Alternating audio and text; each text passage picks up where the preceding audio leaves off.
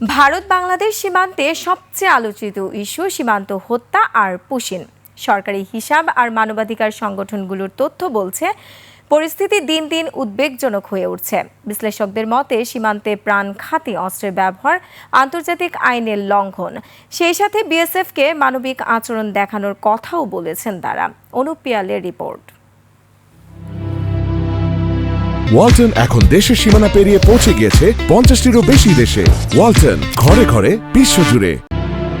ঠাকুরগাঁওয়ের বালিয়াডাঙ্গি উপজেলার 13 বছর বয়সী শিশু জয়ন্ত গত 9 সেপ্টেম্বর সীমান্তের ওপারে নানার বাড়িতে যাওয়ার সময় নিহত হয় বিএসএফের গুলিতে।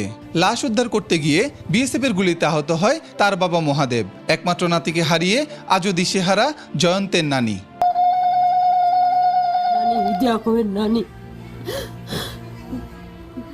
মোর বুক খালি হয়ে যায় খুবই, একটা তো মোর নাতি। গত 5 বছরে ঠাকুরগাঁও সীমান্তে বিএসএফের গুলিতে নিহত হয় 6 জন এবং গত 1 বছরে এই সীমান্তেই মারা যান 2 জন বাংলাদেশি নাগরিক। আইন ও সালিশ কেন্দ্রের তথ্য বলছে চলতি বছরের জানুয়ারি থেকে জুলাই মাসের মধ্যে বিএসএফের গুলিতে কমপক্ষে 17 জন বাংলাদেশি নিহত হয়েছেন। গত বছরের একই সময়ে এই সংখ্যা ছিল 16। 2024 সালে ছিল 25 জন। বিভিন্ন গণমাধ্যমের তথ্যে চলতি বছরের 7 মে থেকে 15 আগস্ট পর্যন্ত বিভিন্ন সীমান্ত দিয়ে ভারত 2196 জনকে পুশিন করেছে। এর মধ্যে সিলেট সীমান্ত দিয়েই পুশিন হয়েছে 575 আর মৌলভীবাজার দিয়ে 254 জন।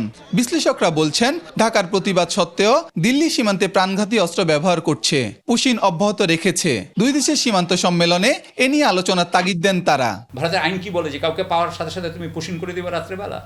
হ্যাঁ, আমার মনে হয় না যে আইন সেটা বলে। সুতরাং তারা তাদেরই আইনের ব্যত্যয় করছে। এগ্রিমেন্ট করা উচিত। অনেক দেশে কিন্তু এটা আছে, সীমান্তের উভয় পাশে একটা বিশেষ পাস, সীমান্ত পাস, যেটা দিয়ে তারা সহজে সীমান্তের উভয় পাশে বা 10-20 মাইলের মধ্যে চলাচল করতে পারে। বাংলাদেশ ভারত সীমান্তে বিএসএফের বাঙালি সদস্য থাকলে দুদেশের সম্পর্কের ক্ষেত্রে আরও ইতিবাচক হতো বলেও মনে করেন বিশ্লেষকরা। এমনকি তাদের যে পাকিস্তানের সাথে এত শত্রুতা, যেটা আমাদের সাথে নেই, হ্যাঁ, সেখানে তাদের সন্ত্রাসবাদ আছে, সেখানে তো আমরা তো সন্ত্রাসীদেরকে পাঠাচ্ছি না। তারা তো বলছে পাকিস্তানিদের, সেখানেও কিন্তু এই গুলিগুলো করা হয় না, কিন্তু আমাদের দেশে, আমাদের এখানে করা হয়। যারা বাংলা ওয়েস্ট বেঙ্গল থেকে বা ত্রিপুরা থেকে যারা বাংলা বোঝে, যারা বোঝে এই দেশের সংস্কৃতি বোঝে, তাহলে হয়তো অনেক বেশি মানবিক ব্যবহার পেতে পারতাম। এছাড়াও দুদেশের নাগরিকদের মধ্যে মানবিক আচরণ দেখানো উচিত বলেও মনে করছেন তারা। অনুপ পিয়াল, 21 টেলিভিশন, ঢাকা।